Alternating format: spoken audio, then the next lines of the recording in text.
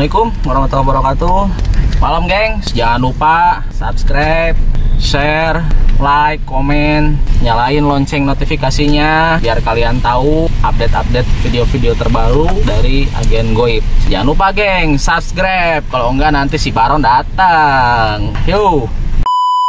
Assalamualaikum warahmatullahi wabarakatuh. Selamat malam guys, selamat malam sahabat-sahabat Agen Goib dimanapun kalian berada.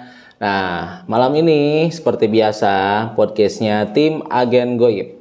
Nah, jadi malam ini kita kedatangan teman kita, ya, namanya Mas Kemal. Nah, kenalin Mas Kemal. Ya, nama saya Kemaluddin Mulyana, bisa dipanggil Kemal. Nah, sip, mantap. Jadi guys, seperti biasa podcastnya Agen Goib ini menceritakan tentang pengalaman-pengalaman misteri, pengalaman-pengalaman pribadi yang memang berbau mistis, berbau misteri. Nah, oke. Pokoknya kalian terus tonton podcastnya tim Agen Goib ya. Nah, gimana Mas Kemal? Coba pengalaman-pengalaman Mas Kemal secara pribadi, cerita-ceritanya Mas Kemal tentang cerita misterinya gimana gitu. Yang paling ingat sih waktu pertama kali ya, ngelihat yang kayak gitu tapi bentuknya tuh kelihatan jelas. Waktu itu pertamanya lagi main sama teman-teman, ngeliwat, sengaja ngeliwatnya malam karena pada kerja. Karena bosan di rumah terus ngeliwatnya. Ada satu usul ngeliwatnya di kebun katanya, di atas rumah lah gitu ada kebun. Oke, ke sana pindah. Itu sekitar pukul 11 malam. Nah, baru nyampe di situ. Baru nyiapin buat ngebakar ayam. Gak lama ada suara Miss K. Jam berapa kira-kira? Itu 11 lebih 15 lah. Malam ya? Ya, malam. Kata teman tuh itu ada suara Miss K. Ya udah gitu, biasa aja, coba tenang gitu. Nggak lama dari situ baru nyalain arang buat ngebakar ayam. Suasananya udah jadi beda. Teman-teman yang lain biasa gitu. Tapi Kemal ngerasa banyak yang ngelewat. Nah di situ coba tenang aja ya. Kemal tuh coba tenang. Gak lama dari itu, nggak 5 menit, ngelihat langsung di belakang. Pas ngelihat gitu, udah jelas Ki. Pas ngebalik ya? Iya. Di situ Kemal kan otomatis kaget ya, nggak pernah ngeliat yang kayak gitu. Di situ ngelihat langsung, Kemal langsung gini, pokoknya nggak mau gimana ya, nggak mau ngebuka mata, bilang ke teman-teman, ayo pulang. Di situ ya teman-teman pada bingung ya, kenapa, ayo pulang dulu. Ya udah prepare pulang. Di jalan pun gini terus kebayang itu.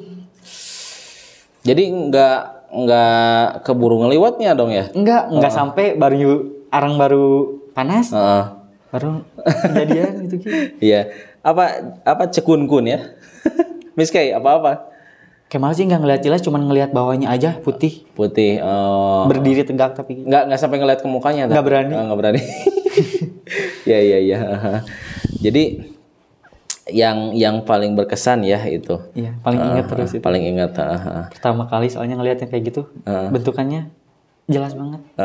Iya. Itu udah di daerah dekat rumah. Iya, dekat rumah. Terus pengalaman yang lain yang memang sama berkesan gitu sampai ingat sampai sekarang gitu? Kalau itu ada sih Ki. Kemal kan kalau bahasa Sundanya mah lempeh Yuni ya Ki. Waktu itu sempat pulang dari rumah Teteh ke rumah, pulangnya tuh jam 5 sore. Nah Kemal waktu ke rumah Teteh tuh nggak kenapa-napa gitu ya, badan fit. Pas pulang dari rumah Teteh baru nyampe rumah panas, suhu badan panas, meriang, dingin. Di situ otomatis bilang ke mama ya, Mah Kemal sakit. Oh ya udah, nah diobat. Pas udah makan obat, tidur padahal baru sejam Ki. Tidur tuh jam 7. Bangun tuh jam 8 malam. Tapi kesannya tuh kayak lama banget.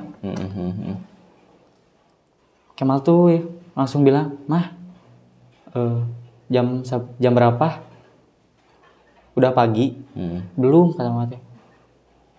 "Masih baru beres Isya." Kemal di situ tuh agak panik gitu. Tadi kan gak kenapa-napa juga. Pas tidur, kok lama banget. Gak lama dari situ diobat lagi, makan obat. Tadi sebelumnya belum makan obat, cuman makan dulu. Udah makan obat, tidur lagi. Nah, pukul 10 pas lagi tidur keganggu. Soalnya Mama juga posisi lagi tidur di bawah ya sama Mama. Mama tuh lagi tidur juga. Kemal lagi tidur, digangguin Ki. Kayak di toel apa ya? Kayak dicolek-colek gitu. Dicolek, diganggu. Kemal otomatis gak enak. Dari situ Kemal langsung duduk. Udah duduk, gak bisa nahan apa-apa lagi. Kemasukan. Di situ posisi Mama lagi tidur. Itu sama Mas Kemal ngeliat nggak sosoknya gimana? Hitam sih. Oh, hitam. Bayangan hitam. Oh. Dari situ kemasukan. Sebelumnya gimana ya Ki? Teriak-teriak. Mama kan otomatis kaget. Mal, kunaon? Mal, kunaon? Mama tuh panik sampai keluar, teriak-teriak keluar, tulung katanya. Tulung saking sama paniknya. Dan Kemal juga mau bilang, "Mah, jangan ninggalin Kemal takut." Mama tuh coba nelpon, HP itu nggak bisa di gimana Ki, dipencet aja nggak bisa. Mama tuh panik banget, sampai teriak-teriak terus. Ada tetangga nyamperin, kenapa? Kemal di ini dulu sama tetangga. Mama nyari bantuan ke saudara. Nah, di situ tuh Kemal hampir 3 jam belum nggak sadar Ki. Sadar tuh 11:30 malam. Iya. Itu juga susah banget buat nyadarinya gitu. Katanya sih itu yang dari Gunung Batu yang pernah kerja, terus meninggal. Orangnya orang Garut, tapi wujudnya tuh bukan siluman. Rajanya babi. Kan itu apa Ki ya? Iya. Ya kalau misalkan menyangkut dengan apa kayak model binatang itu ya masuknya siluman. Siluman. Maksudnya siluman. Rajanya babi ya. Iya. Iya, cuman ke bawahnya bentukannya orang. Iya. Iya. Katanya sih itu ta. Cuma itu tahu. Tapi dari situ ada interaksi lagi sama si Khorin itu atau gimana gitu? Katanya sempat ditanya-tanya, cuman mau ada kemauan. Dia tuh minta darah. Mau getih, yang getih. Tapi nggak dituruti ya. Terus sempat berantem juga katanya. Waktu Kemal kemasukan diajak berantem. Soalnya susah juga dikeluarinya. Jadi ada yang ngebantu ya, ada orang pinter ya. Karena Mama kan juga kaget, bingung harus ke siapa, nyari ke orang yang bisa. Iya. Oh iya. Emang guys, kemarin kan kita sempat nih ngonten di Gunung Batu juga gitu. Sempat ngonten, udah upload juga kan gitu di sana. Memang di sana banyak makhluk-makhluk yang posisinya kurang nyaman lah gitu, kurang enak lah. Soalnya ya pertama ada beberapa kejadian tragis juga di situ, ditambah posisinya alam gitu kan, gunung lah, pasti eksistensinya ya gitulah pokoknya. Gitu. Nah guys, kita lanjut ya. Jadi Mas Kemal pengalaman itu yang itu baru pertama kesurupan ya?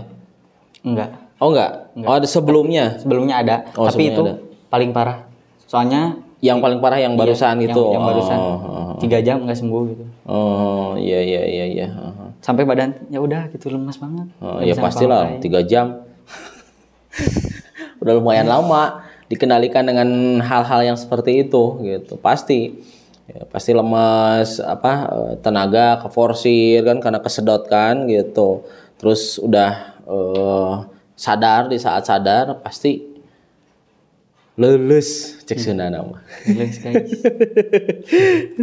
Nah, terus Aki pernah dengar nih katanya Mas Kemal suka ya mungkin ya sering kali ya mungkin ikut-ikutan reak gitu. Ya suka aja Ki.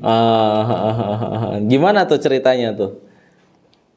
Tertarik aja gitu. Tertarik. Ngeliatnya tuh ya seru gitu. Hiburan juga. Di reak bagian apa? Enggak sih, kalau buat bagian paling penikmat. Oh iya. Ya maksudnya ngikut ininya. Iya. Tapi kan yang saya tahu Aki di reak tuh ada ini guys. Ada bagian kayak yang udah kayak kesurupannya kan itu. Gitu. Nah, Kemal gimana? Pernah ngalamin? Oh iya. Gimana tuh rasanya? Itu tuh kesurupan di reak gitu. Kejadiannya waktu saudara lagi hajatan ya Ki. Ya Kemal pertama-tama biasa aja nonton gitu. Pas lagu Ayun Ambing, nah badan tuh kayak mau joget gitu. Cuman ya Kemal tahan. Sampai Kemal tuh bilang ke teteh Kemal, "Teh, nggak kuat." Sama teteh ambil aja HP baru dikasih udah langsung kemasukan. Tapi itu maksudnya ngambil HP mau apa? Gimana? Takut ambil orang. Kan kalau biasa ya HP Kemal. Kan kayak dompet, HP dikasih dulu ke teteh karena Kemal juga masih sadar gitu di situ. Sebelum masuk gitu udah tahu juga, udah punya firasat, ini badan udah gak enak. Pasti udah mau ya kayak gitu. Mau nggak ingat ya? Iya. Iya. Nah, guys, ini Aki ada satu pertanyaan nih ke Mas Kemal. Jadi soal reak gitu. Nah, coba Mas Kemal gini. Untuk reak secara arti dari Mas Kemal itu seperti apa gitu. Coba jelasin ke sahabat-sahabat agen goib. Kalau secara pribadi sih, reak itu kan emang seni budayanya orang Sunda gitu. Iya. Yang dimana ada kayak dog-dog yang kayak gitu, alat musiknya gitu, sama Bang Barongan. Nah kan biasa juga ditambah sama yang nyanyi. Nah yang nyanyi pengiring itunya, musiknya. Oh iya. Biasanya sih suka ada juga. Ya mungkin guys sama Aki kalau dipetik artiannya mungkin ya seni reak tuh seni ya, seni dari ras Sunda gitu, suku Sunda yang mana seni tapi bercampur dengan mistis gitu ya. Iya. Karena memang mistis ada yang kesurupannya kan ya gitu. Termasuk Aki kan pernah lihat tuh yang pakai kostum Bang Barongan gitu ya, Bang Barongan itu kesurupan juga ya? Iya. Nah gitu guys. Jadi kalau yang belum tahu untuk sahabat-sahabat agen goib gitu. Nah Mas Kemal ada pertanyaan apa gimana? Kalau pertanyaan perihal yang tadi kesurupan sih Ki. Gimana? Ya mungkin juga ya ada yang ngalamin gitu kayak Kemal yang tiba-tiba kalau habis dari mana suka langsung sakit, terus kerasukan gitu tiba-tiba malamnya. Nah itu teh kenapa Ki bisa gitu sih? Tiba-tiba sakit terus kesurupan. Iya. Badan tuh jadi gak enak gitu, yang asalnya fit pas pulang dari mana gitu jadi gak enak. Itu pas pertama ngalamin kesurupan atau memang sudah pernah ngalamin kesurupan? Kalau Kemal sih sudah. Pernah. Coba Aki mau nanya dulu sama Mas Kemal. Pas pertama kali ngalamin yang namanya kesurupan, itu sebelum mau mengalami itu sakit apa gimana gitu? Sakit sih enggak. Kalau awal-awal tuh tiba-tiba. Sebabnya apa? Karena kan biasanya ada sebabnya. Bisa dari karena pertama ya kan yang namanya jin pasti terusik ya gitu, main di mana gitu kan, atau karena ngelakuin hal apa jadi tiba-tiba Mas Kemal kesurupan gitu. Soalnya pertanyaan Mas Kemal dijawabnya harus yang dari awalnya dulu. Gitu. Kalau Kemal sih waktu pertama kesurupan gitu, itu tuh gara-gara ada orang yang kurang suka sama keluarga Kemal gitu. Oh, di antara gitu. keluarga Kemal dari kecil gitu, Kemal yang paling sensitif sama hal-hal gaib. Nah, kalau kata Ki Jati, satu jawaban dulu ya. Kalau kata Ki Jati, sepertinya memang ada sebutannya ini, guys. Ki Jati pernah sempat ngomong jujutan. Biasanya ada dari leluhur. Ada dari leluhur Mas Kemal kalau yang seperti itu. Jadi dari keluarga yang lain Mas Kemal paling sensitif gitu kan. Otomatis biasanya ketempelan suatu sosok yang sayang sama Mas Kemal biasanya. Gitu. Itu lebih sensitif ya. Nah, yang keduanya posisi Mas Kemal itu kalau yang Aki lihat cakra yang mau masuk ke cakra mahkota itu udah terbuka. Otomatis daya sensitivitasnya lebih kental, lebih kuat gitu. Nah, kalau menurut Ki Jati seperti itu. Makanya apalagi guys, kalau orang yang belum pernah kesurupan tiba-tiba kesurupan gitu ya, sekali, 2 kali, 3 kali jadi sering tuh. Nah, kalau orang Sunda sih bilangnya jadinya lempeh yuni nantinya. Jadi cepat buat si makhluk tuh bisa masuk ke dalam raga kita. Kalau orang yang lempeh yuni gitu, karena apa? Cakranya yang mau masuk ke cakra mahkota itu udah betul-betul terbuka gitu guys. Biasanya kalau misalkan pengen diobatin itu posisinya si cakra itu harus ditutup dulu gitu. Kalau misalkan nggak ditutup tetap aja pasti bakal masuk lagi, gampang buat masuknya. Jadi buat interaksinya dengan hal seperti itu yang tak kasat mata itu gampang banget guys gitu. Nah gitu Mas Kemal. Tapi Ki itu kan kalau misalnya yang tadi Kemal kesurupan yang sampai 3 jam itu kan udah lama juga nggak pernah kemasukan lagi. Oh, udah lama itu? Udah lama, udah ada setahun gitu. Udah nggak kesurupan lagi. Nah itu kenapa takutnya gitu Kemal tuh ngelakuin salah di jalan atau gimana, atau keusik atau gimana mereka sampai bisa ngikut. Kalau ngelakuin sesuatu hal yang memang bikin terusik mereka, nah itu mah balik lagi ke Mas Kemal. Seperti itu enggak sebelumnya? Kan Mas Kemal yang ngejalanin ya. Nah kalau misalkan memang posisinya pertamanya sakit, bisa jadi. Maksudnya gini, bisa jadi si makhluk itu masuk ke Mas Kemal karena apa? Udah sama Mas Kemal posisinya udah berapa kali sempat kesurupan gitu kan, dan lebih sensitif gitu. Tiba-tiba lama nggak kesurupan, Mas Kemal kena sakitnya apalagi yang demam, biasanya si cakra teh otomatis kebuka lagi gitu. Cepat jadi buat masuknya gitu. Tapi setelah yang kejadian itu tuh hampir 4 kali gitu lagi sih. Iya pasti kayak gitu ya pokoknya. Dan waktu pas terakhir juga kan Mas Kemal ikut tuh ke Gunung Batu ya. Acara Gunung Batu tuh guys gitu, ada di YouTube.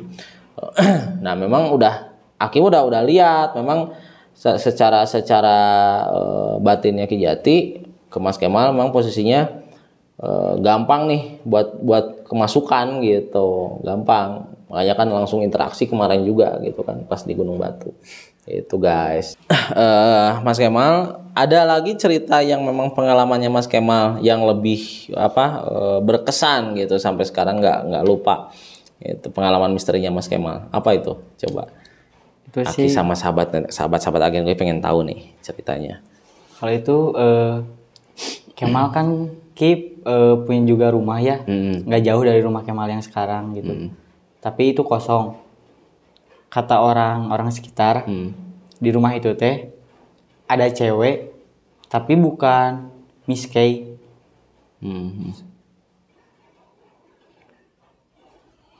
Teki. Kenapa?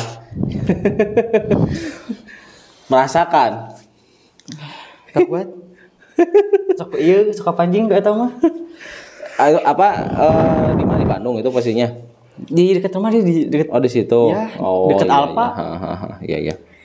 Jadi guys, kalau Mas Kemal cerita itu suka kepancing si makhluknya gitu. Suka kepancing itu.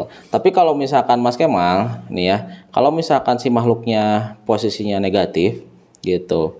Nih Ki Jati cerita ya, cerita nih. Jati cerita. Nggak akan bisa masuk Mas Kemal ke sini. Masih di bawah dia udah hangus. Karena di sini tuh yang namanya bisa dibilang kerajaannya. Kalau orang-orang indigo yang suka ke sini, mereka sampai bilang ke sini ke Aki. Ki Jati, ini padepokan mau dijadiin kerajaan gaib. Nah, sampai bilang gitu karena apa? Di atas di atas saung yang bawah pun ada monyet gede banget gitu. Gede banget sih monyet di atas saung bawah. Nah, ada satu lagi peliharaan Ki Jati namanya si Baron, itu yang paling galak di sini. Gitu.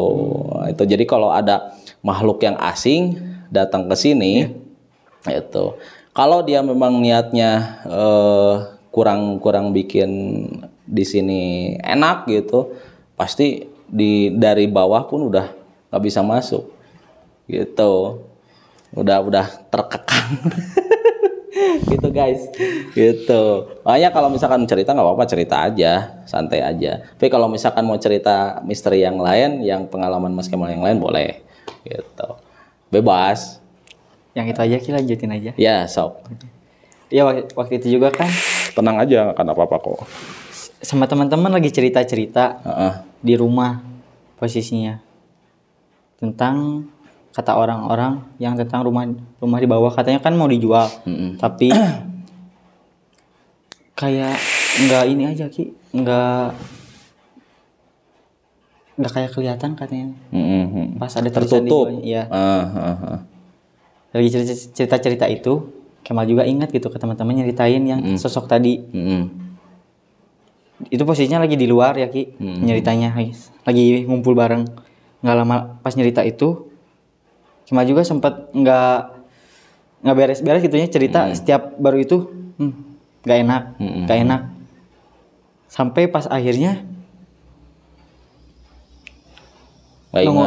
ngolin muka, tapi jaraknya bukan dari rumah Kemal, dari pohon. Jelas muka aja Ki. Itu memang posisinya dekat rumah ya, berarti ya, dekat banget. Dekat. Oh iya. Sampai sekarang si rumahnya masih kosong, nggak kejual. Belum. Iya. Jadi memang biasanya yang namanya makhluk seperti itu ya kalau udah yang namanya ini udah kosong lama berarti ya? Udah lama ya? Waktu itu sempat dikontrakin. Tapi udah enggak sekarang. Iya memang guys, ya tadi Aki kan sempat bilang itu Aki pernah bilang bahwasanya kalau rumah atau suatu bangunan yang udah kosong ditinggalin lama, pasti si bangunan itu bakal jadi magnetnya makhluk-makhluk seperti itu. Jadi kayak ketarik aja buat ke bangunan tersebut gitu. Itu udah lama. Nah, ini 3 hari pun kalau kosong nggak ada penghuni sedikit pun, terus si penghuninya tinggalin aja keluar, nggak ada doa dulu apa segala macam dulu gitu, itu langsung jadi magnet gitu. 3 hari, apalagi ini yang udah lama kosong guys. Nah makanya suatu pelajaran dari sini, kalau misalkan kita mau ninggalin rumah kosong atau misalkan ninggalin bangunan kosong berapa hari atau apalagi sampai berminggu atau sebulan atau tahunan gitu kan, gitu harus kita titip dulu gitu, kita berdoa dulu biar apa guys, biar nggak ada daya magnet yang bisa menarik sosok-sosok yang negatif yang terkasat mata gitu guys, gitu. Nah, terus Mas Kemal untuk pengalaman yang lain yang memang Mas Kemal tuh di Bandung ya sekarang ya? Kuliah ya? Kuliah di Bandung. Kuliah di Bandung. Oh iya, berarti di salah satu universitas di Bandung ya? Iya. Nah, pernah mengalami sesuatu yang ganjil nggak kayak di kampus Mas Kemal nih? Pernah sih Ki. Pernah. Cuman nggak sampai gimana-gimana gitu. Gimana tuh Cok? Di Kalau boleh tahu. kamar mandi.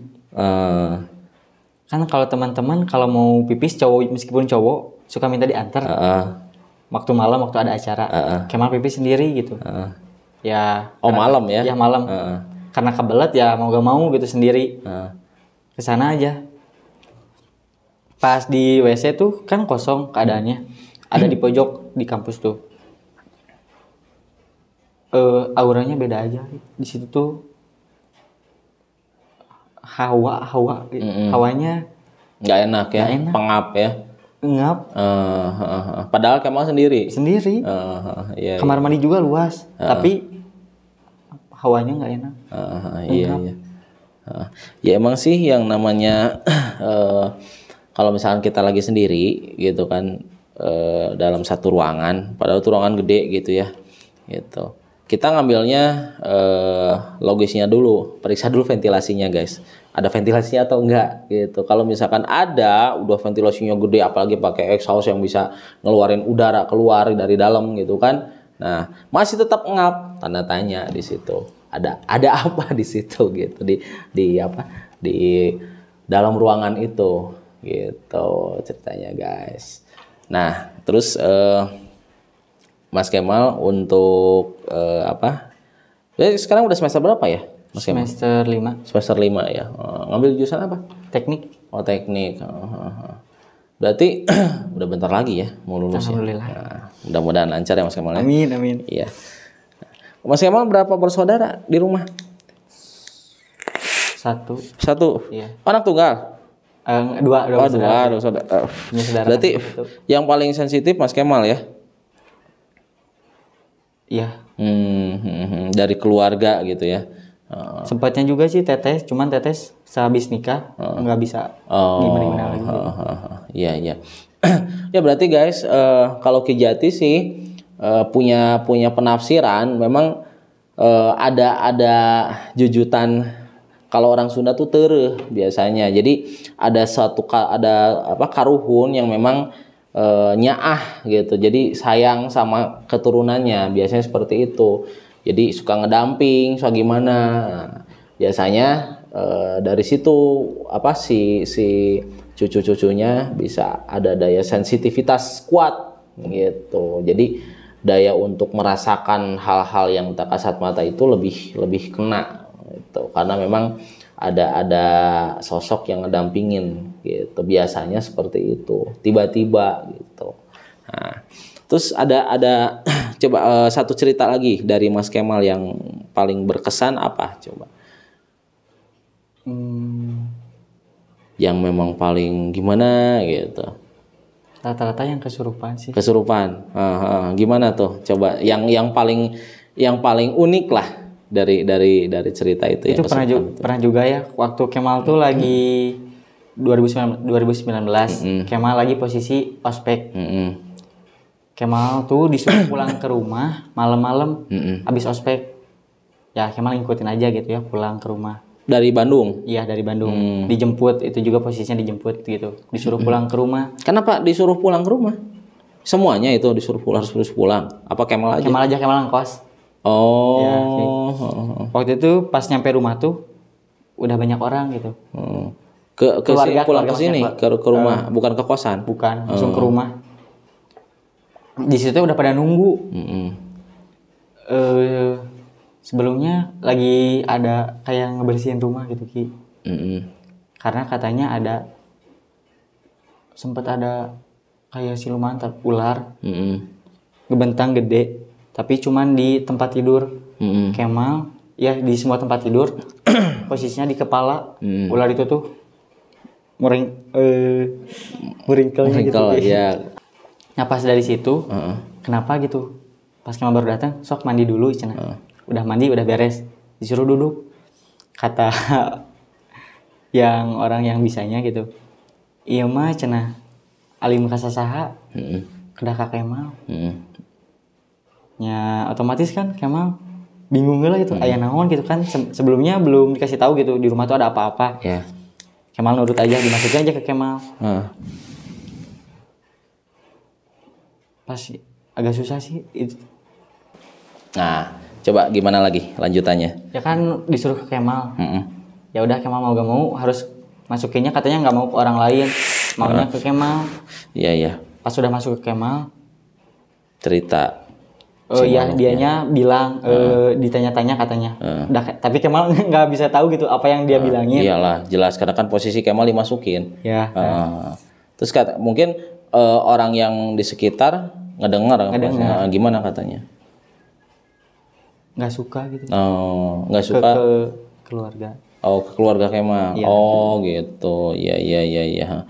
Berarti mungkin ada yang jahil kayaknya ya. Iya, sampai gitu. Ngirim-ngirim gitu Ki. Tapi udah clear itu. Alhamdulillah sekarang udah aman sekarang. Ya, alhamdulillah syukur. Nah, guys, jadi itu cerita pengalamannya dari Mas Kemal ya. Nah, jadi kita banyak memetik hikmah ya dari sini gitu, karena memang Mas Kemal juga kan daya sensitivitasnya udah kena gitu, jadi banyak merasakan hal seperti itu guys.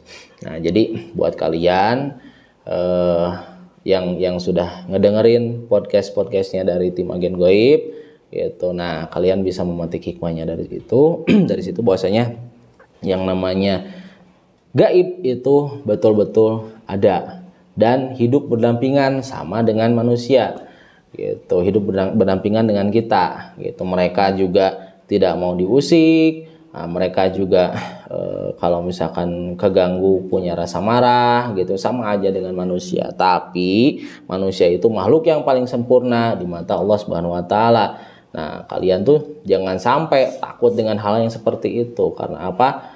Yaitu tadi, manusia makhluk yang paling sempurna dan yang betul-betul sama Allah tuh lebih dimuliakan dari makhluk seperti itu. Segimanapun jin lebih dulu diciptakan daripada manusia berabad-abad yang lalu, tapi tetap manusia yang paling sempurna di mata Allah SWT. Nah, itu guys, silakan kalian petik hikmahnya dari cerita-cerita misteri yang sudah diutarakan oleh podcastnya Agen Goib. Nah, mudah-mudahan kalian sehat selalu dan jangan lupa tetap dukung channelnya tim Agen Goib gitu, subscribe, like, komen, share, dan nyalain lonceng notifikasinya biar semua kalian tahu upload-uploadan terbaru video-video dari tim Agen Goib. Oke, siap. Nah, Ki Jati pamit, Mas Kemal pamit. Wabillahi taufiq wal hidayah. Wassalamualaikum warahmatullahi wabarakatuh. Salam mulia ya.